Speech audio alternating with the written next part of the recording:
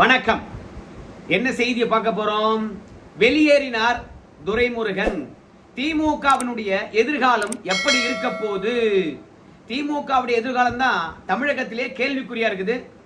அந்த விஷயங்களை தான் ஒவ்வொன்றா அடுக்க போறோம். அதற்கு முன்பாக இந்த வீடியோ பாருங்க. துரைமுருகன் அவர்களை பொறுத்த வரைக்கும் ஏதோ ஒரு ஆலோசனை கூட்டத்துக்கு வருகின்றார். ஆனா வந்தவர் பார்த்தவர் திரும்பி போய் விடுகின்றார். ஏதோ ஒரு ஆலோசனை கூட்டத்துக்கு துரைமுருகன் வரல.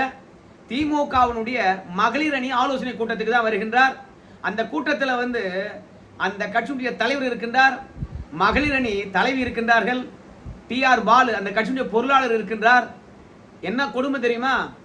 பொதுச் செயலாளருக்கு போட்டு வச்ச சேர்ல டிஆர் பாலு அவர்கள் உட்கார்ந்து இருக்கின்றார். அது யார் கொடுத்த தைரியம்? ஸ்டாலின் கொடுத்த தைரியம் தானே. பொதுச் செயலாளர் ஒருத்தர் இருக்கிறாரு, அவர் வராரா இல்லையான்னு பார்க்கணும். அதற்கு பிறகு தானே சேர்ல அடுத்தவங்களை அனுமதிக்கணும். அப்போ துரைமுருகன் அந்த அளவுக்கு வேண்டத்தகாதவரா ஆயிட்டாரா? 60 ஆண்டு காலத்துக்கு மேலாக திமுகவுக்காக உழைச்சிருக்கிறார். கலைஞருடன் இரவும் பகலும் 2.5 கலந்திருந்தாரு துரைமுருகன்.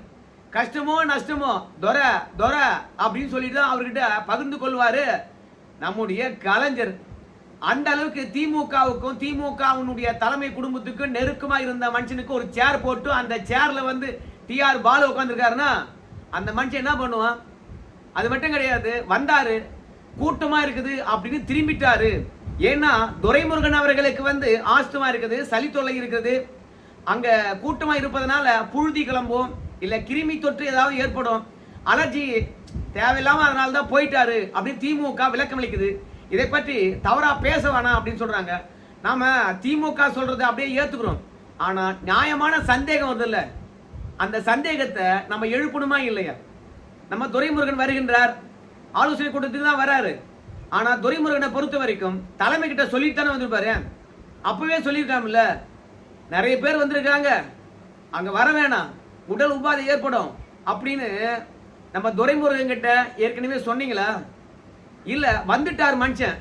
மாநில அளவுல ஒரு நிர்வாகி யாராவது இருந்தா அந்த துரைமுருகன் கிட்ட ஐயா கூட்டமா இருக்குது, நீங்க வேணாம் போயிட்டு வாங்க அப்படின்னு யாராவது அவர்கிட்ட சொன்னீங்களா?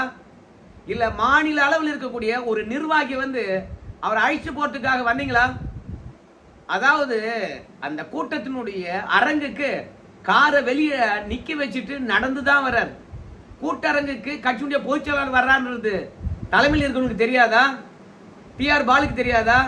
அந்த மேடம் மேல உட்கார்ந்து இருக்கின்ற ஆர் ராஜாக்கு தெரியாதா? கனிமொழிக்கு தெரியாதா? ஏன் பொதுச்செயலாளர் வராரு, வயோதிகத்தினால கை தாங்களாக ஒருத்தர் புஷ்டு வர்றாரு, நம்ம போய் எதிர்கொண்டு வரவேற்பு யாராவது வரவேற்றீங்களா? அந்த அளவுக்கு துரைமுருகன் அவர்கள் வேண்டத்தகாதவர் ஆயிட்டார். இனிமே அவரால் பயனில்லை என்று நினைக்கிறீங்களா? திமுகவில் இன்னைக்கும் வன்னியர்கள் ஓட்டு போட்டாங்கன்னா இந்த துரைமுருகனுக்காக தான். ஆனா அவரே இப்ப வேணான்னு சொல்ற மாதிரி நீங்க அவரை வரவேற்க கூட வரல. எவன் ஓட்டு போடுவான்? தமிழகத்திலேயே பெரும் சமூகம். நீங்க என்னதான் மறுப்பு தெரிவித்தாலும் 2.5 கோடிக்கு மேலான மக்கள் இருக்கின்றார்கள். இந்த அவமானத்தை அந்த மக்கள் எப்படி எடுத்துக்கொள்ள போறாங்க? உங்க கட்சிக்காக உழைச்சவர் தானே. அப்போ மாநில நிர்வாகி கூட வரவேற்காத அளவுக்கு தகுதியற்றவரா போயிட்டாரா? இல்ல துரைமுருகனுக்கு மாநில நிர்வாகிகள் வரவேணாங்க, கூட்டமா இருக்கணும் அந்த சொல்றது கூட ஒரு தகுதியற்றவர் ஆயிட்டாரா? அதாவது எனக்கு உடல்நிலை சரியில்லை, அதனால தான் கூட்டத்தை பார்த்தா திரும்பி வந்துட்டேன் அப்படின்னு துரைமுருகன் எங்கேயாவது சொல்லியிருக்கின்றாரா? வன்னியர்களை சமாதானப்படுத்துறதுக்காக துரைமுருகன் மீது அவதூறு பரப்பாதீங்க, திமுக மீது துரைமுருகன் வச்சு அவதூறு பரப்பாதீங்க அப்படின்னு கேட்டுக்கலாம் நீங்க. ஆனா உண்மையாக வீடியோவை நிறைய பேரும் பார்த்துட்டாங்க. இதை யாரும் மன்னிக்க போறதில்ல திமுகவை.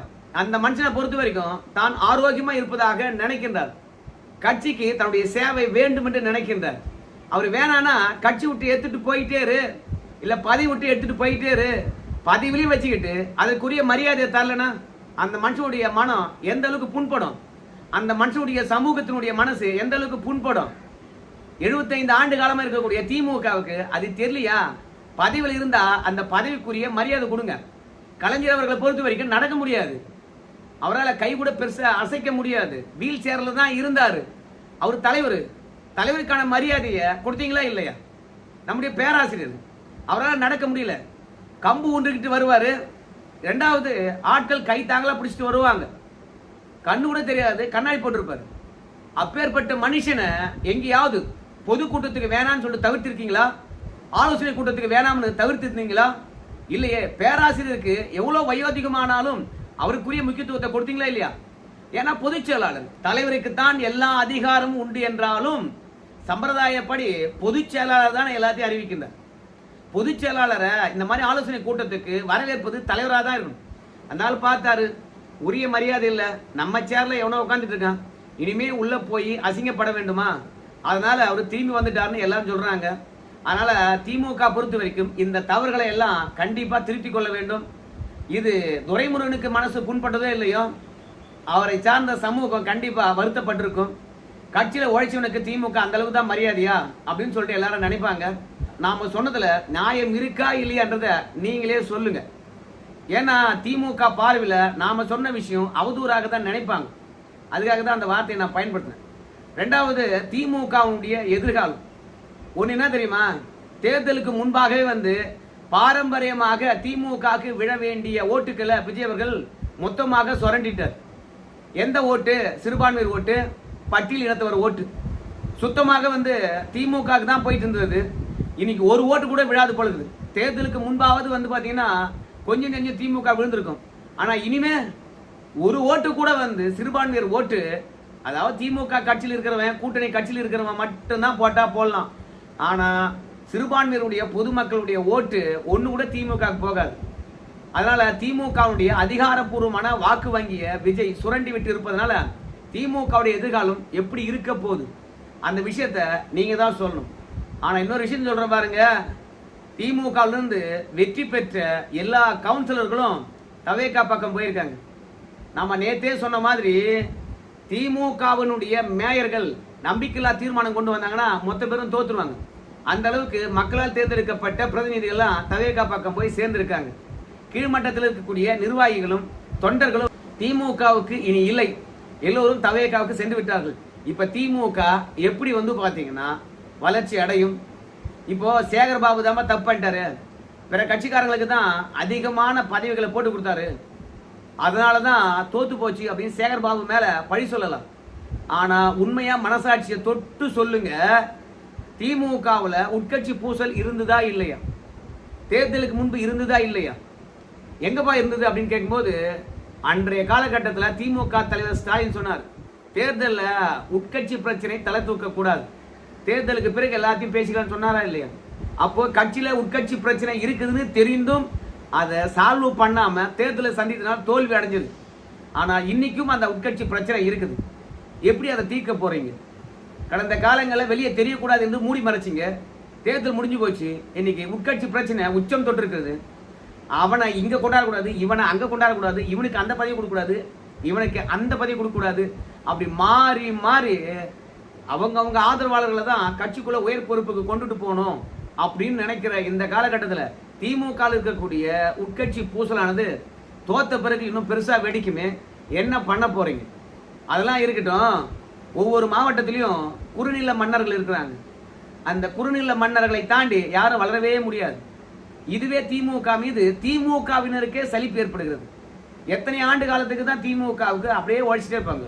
திமுக தொடங்கினதுல இருந்து ஏவாவேலு கட்சியில சேர்ந்ததுல இருந்து ஏவாவேலு குடும்பத்தை தாண்டி யாராவது திருவண்ணாமலையிலோ இல்ல திருவண்ணாமலை மாவட்டத்திலோ உயர்ந்த முடியுமா? ஏவாவேலு யாரை வந்து விரும்புறாரோ அவங்க தான் மாவட்ட செயலர். இந்த மாதிரி குறுநில மன்னர்கள் இருக்கிற இந்த தருணத்துல யாரு புதுசா கட்சிக்கு வருவாங்க? இல்ல ஏற்கனவே இருக்கிறவன் எப்படி கட்சிக்கு வேலை பார்ப்பான்? அப்படியே வேலை பார்த்தாலும் ஏவாவேலுக்கு ஜால்ரா போறவனா தானே இருப்பான். அப்ப ஏவாவேலுவை திருப்திப்படுத்த வேண்டும் என்றால் கட்சி என்ன நிலைமையில இருக்குன்னு சொல்லிட்டு உண்மையை சொல்லுவானா? உண்மையை சொல்ல மாட்டான். அதனால மாவட்டம் தோறும் குடும்ப ஆதிக்கம் இருக்குது. அதை திமுக என்ன பண்ண போதுன்னு நமக்கு தெரியவே இல்லை. கடைசியா ஒன்னே ஒன்று தான், மருமகன் தான் வந்து பாத்தீங்கன்னா எல்லா விஷயத்தையும் கவனிச்சார். அதை பற்றி யாருமே பேசவே கிடையாதுங்களே. அன்னைக்கு மருமகனை தாண்டி ஸ்டாலின் கிட்ட கூட பேச முடியாது. இப்போ எல்லாரும் என்ன நினைக்கிறாங்க கேட்டீங்கன்னா, இந்த தருணத்துல மருமகன் கட்சி விஷயங்களை தலையிடக்கூடாது, அந்த அளவுக்கு நீங்க நடவடிக்கை எடுக்கணும் அப்படின்னு சொல்லி எல்லாரும் நினைக்கிறாங்க. இப்போ மருமகனை பொறுத்த வரைக்கும் கட்சிக்குள்ள இருக்கானா? இன்னைக்கும் மருமகன் தான் வந்து ஆதிக்கம் செலுத்திட்டு இருக்கானா? இல்ல ஸ்டாலினை பொறுத்த வரைக்கும் மருமகனே ஒதுங்கி வை, உங்களுக்கு என்ன பணம் தானே நான் தரேன் அப்படின்னு ஒதுக்கி வச்சிருக்காரா? தெரியல. அப்புறம் உதயநிதி ஸ்டாலினுடைய அபிரதமான வளர்ச்சி, அதை மக்கள் ஏற்றுக்கொள்ற மாதிரி தெரியலைங்க. ஏன்னா கட்சியில எத்தனையோ பேர் உழைச்சாங்க, அவங்களுக்கெல்லாம் என்ன பெரிய இடம் கொடுத்தாங்கன்னு தெரியல திமுகவில். ஆனா உதயநிதி ஸ்டாலின் மட்டும் எங்கேயோ துணை முதலமைச்சர் வரைக்கும் கொண்டு போய் சேர்த்துட்டாங்க. இது திமுக இருந்த வெளியே சொல்ல முடியலனா கூட அந்த கட்சிக்கு ஓட்டு போடுகின்ற மக்கள் கலைஞர்கிட்டையும் இதே அரசியல் தான் பார்த்தோம், ஸ்டாலின் கிட்டையும் இதே அரசியல் தான் பார்த்தோம், உதயநிதி கிட்டையும் அதே அரசியல் தானா, குடும்ப அரசியல் தானா. இப்ப உதயநிதி அவங்க பையனை கொண்டு வருவாரா அப்படின்ற ஒரு சலிப்பு தான் ஓட்டு போடுற மக்கள் மத்தியில இருந்தது. அதோட கட்சிக்காரங்க கிட்ட பாத்தீங்கன்னா இன்னும் பெரிய சலிப்பு இருந்தது. என்ன சலிப்புன்னு கேட்டீங்கன்னா, இன்னைக்கு இருக்குது அதிமுக வந்தா போதும் அவங்களுக்கு எம்எல்ஏ சீட்டு உண்டு, எம்பி சீட்டு உண்டு, மாவட்ட செயலாளர் பதவி உண்டு, ஒன்றிய செயலாளர் பதவி உண்டு. அப்போ திமுகவில் ஆண்டாண்டு காலமாக அந்த பக்கத்தில் உழைச்சவனுக்குலாம் எதுவுமே கிடையாது. வந்த உடனே அவனுக்கு எல்லாத்தையும் தூக்கி கொடுக்குறீங்க. அப்புறம் நாங்கள் யாரு அப்படின்ற கேள்வி எழுந்து கொண்டே இருக்குது. அதனால திமுக பொறுத்த வரைக்கும் திமுகவில் இருந்த தலைமை குடும்பத்தினுடைய தவறுகளை சரி செய்யாத வரைக்கும் அந்த கட்சியுடைய எதிர்காலம் கேள்விக்குறிதான்.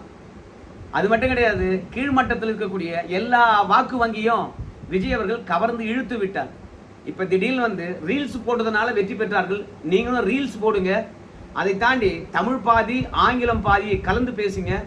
அதுதான் இன்னைக்கு இருக்கக்கூடிய இளைஞர்கள் மத்தியில புரிகின்ற தமிழா இருக்குது, அதாவது தங்கிலீஷா இருக்குது. அந்த மாதிரியே பேசுங்க அப்படின்னு சொல்லிவிட்டு விஜயனுடைய பேசுகின்ற அந்த ஸ்டைலை அப்படியே திமுக இருக்கவங்க அத்தனை பேருமே காப்பிடிக்கிறாங்க. ஸ்டாலின் முதற்கொண்டு காப்பிடிக்கிறாங்க. ஸ்டாலின் அவர்கள் தமிழ் பாதி ஆங்கிலம் பாதி கலந்து பேசுவதனால விஜய் ஆயிட போறாரா, இல்லை ஜென்சி கிட்ஸ் ஆகிட போறாரா? அதனால குடும்ப ஆதிக்கம், வாரிசு அரசியல், மாவட்டந்தோறும் வாரிசு அரசியல், வேற்று கட்சியிலேருந்து வந்தான்னா அவனுக்கு முக்கியத்துவம். அது மட்டும் கிடையாது, தொண்டர்கள் எல்லாம் வேற கட்சிக்கு போயிட்டாங்க. இந்த மாதிரி ஏகப்பட்ட பிரச்சனையை சுமந்து கொண்டு இருக்கின்ற திமுகவில் நம்ம வெறும் தமிழ் பாதி ஆங்கிலம் பாதி பேசி ரீல்ஸ் மட்டும் போட்டா போதுமா? வெற்றி பெற்று விடுவீங்களா? எனக்கு தெரிந்து அதிமுக 2 தோல்வியை சந்திச்சது, அதனால தான் இவ்வளோ பிளவு. ஆனா இன்னொரு தோல்வியை திமுக சந்தித்தால் அந்த கட்சியே இருக்காது. நல்ல காலம் ஏதோ ஒன்று திமுகவை கடவுள் காப்பாத்திட்டே வரான். அதிமுக பலி கொடுத்து திமுக காப்பாத்திருக்கான். ஆனால் இந்த திமுக 5 ஆண்டு காலத்துக்குள்ள எந்த அளவுக்கு நிலையா இருக்க போகுது அப்படின்னு தெரியல. அதிமுகவில் பேராசை கொண்டவன்லாம் தவேகா போய் சேர்ந்துட்ட பிறகு அடுத்த கட்டமாக பதவி இருப்பதனாலும் பணம் இருப்பதனாலும் ஆச்சுன்னா திமுகக்குள்ளதான் கை வைப்பான். அதுக்கு பிறகு கை வைக்கலாம் கூட இப்ப தானா போய் சேர்றாங்க பிறகு தவேகா திமுகவினர், அது அதிகரிக்க வாய்ப்பு இருக்குது. என்னை பொறுத்த வரைக்கும் அதிமுகக்குள்ள பிரச்சனை ஓஞ்சுதுன்னா அதுக்கு அடுத்தது திமுகக்குள்ளதான் பிரச்சனை எழும். எப்போதும் அடுத்தவன் பிரச்சனை பேசுகின்ற போது நம்ம அமைதியா இருப்போம். ஆனா நம்ம பிரச்சனையை நாமளே பேசும்போது வாக்குவாதம் ஏற்பட்டு நாமளே அடிச்சுக்கும். அதனால அதிமுகவில் பிரச்சனை ஒழிகின்ற போது திமுகவில் ஸ்டார்ட் ஆகும். அதனால திமுக இனி வருங்காலத்தில் என்ன பண்ண போகுதுன்னு தெரியல. வாக்கு வங்கியும் இழந்து விட்டது, நிர்வாகியும் இழந்து கொண்டு இருக்கின்றார்கள். அதே மாதிரி ஒரு சமுதாயத்தினுடைய அடையாளம் இருந்த துரைமுருகனையும் அவமதித்து இருக்கின்றார்கள். 1000 முட்டு கொடுக்கலாம், ஆனா நிதர்சனமான உண்மை துரைமுருகனுக்கு அவமரியாதை நடந்திருக்கிறது என்பதுதான் எல்லோருடைய கருத்தா இருந்தது. அதை தான் நானும் உங்ககிட்ட கொண்டு வந்து சேர்த்தேன். உங்க கருத்தை இந்த வீடியோ தொடர்பாக என்னன்னு சொல்லுங்க. திமுக மீண்டும் எழுந்து வருமா? நன்றிங்க.